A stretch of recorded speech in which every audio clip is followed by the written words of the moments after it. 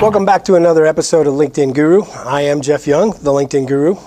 And in the past, we've talked about how you get your profile ready, how you connect with other folks. What I'm going to talk about today is actually maximizing your connections. Here's something that probably not a lot of people have tried. One of the things that is a great deal of power as far as your network is concerned is your second degree connections.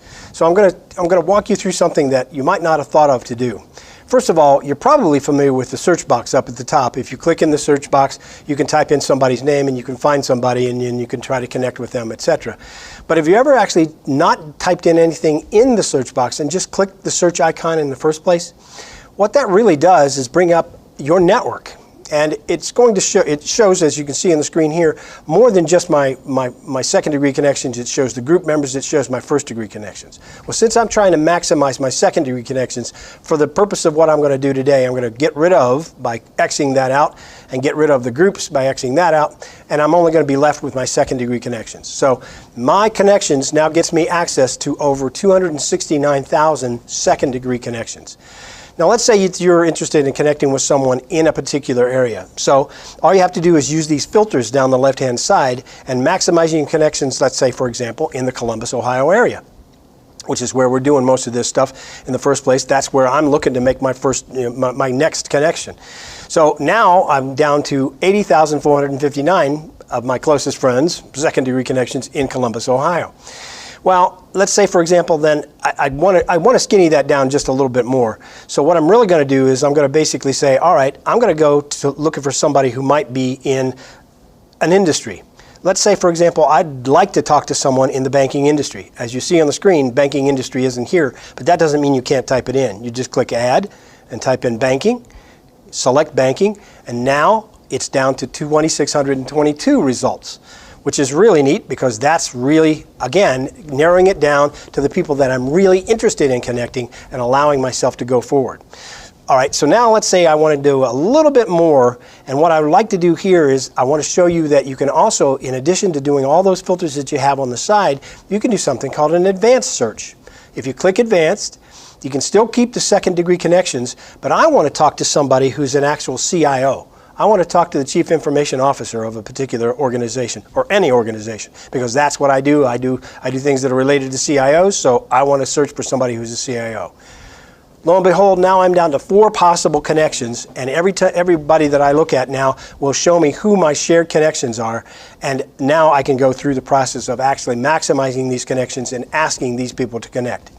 As I've said in the past, the proper way to connect with someone is not to click this connect button, but the proper way to connect with someone is to go to their profile, like this person's, and actually click the connect button here on their profile. Notice it even shows you all the criteria that I got to be here. It's all highlighted: CEO, Columbus area, banking, etc. All of that is telling me that all of that criteria is still there. And now I can either do one of two things. I can maximize connections by trying to directly connect with them by clicking connect here, or I can actually maximize my network by asking one of these folks to introduce me. All I have to do is say get introduced, and it will take me here, and then I can choose one of my connections. Of course, if I've got multiples, I should choose the one that I believe will give me the greatest opportunity and pass me forward. Click on one of those connections and then type a message, and this message should be typed so that you are sending it to the person you're asking to connect you or refer you, and also sending it to the person that you're trying to connect with.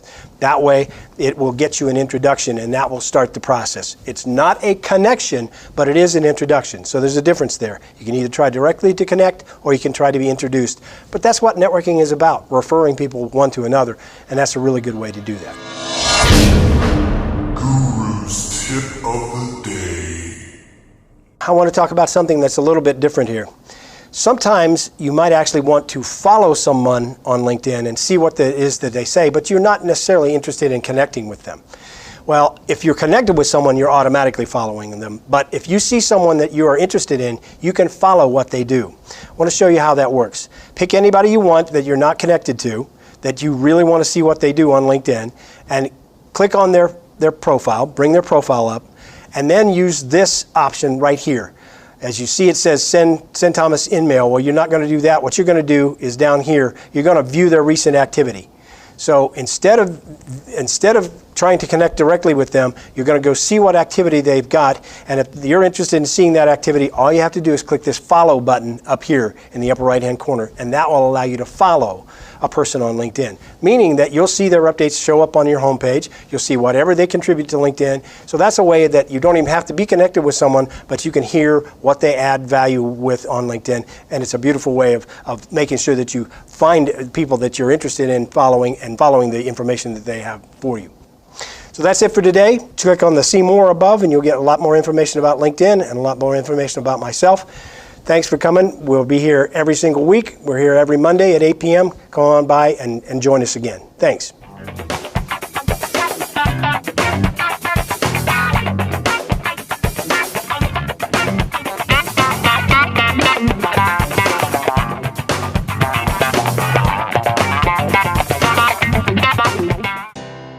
CHADS produces professional video for small business, whether it be an internet commercial that you use in a ton of internet-based mediums to get across your company's message, or something to put on the homepage of your website. If you need a tutorial for employees or for customers who need to learn how to use your site, video is the universal tool in business today. It's not a static set of words and images. It's a living, breathing presentation of you, what you do, and why people should buy from you. We offer television quality productions that can be used online, professional voiceovers with stunning media and visual effects, all for prices you just won't believe. For web commercials, tutorials, screencasts, and more, call us today and speak with a marketing specialist to get started, or visit chadstudios.com.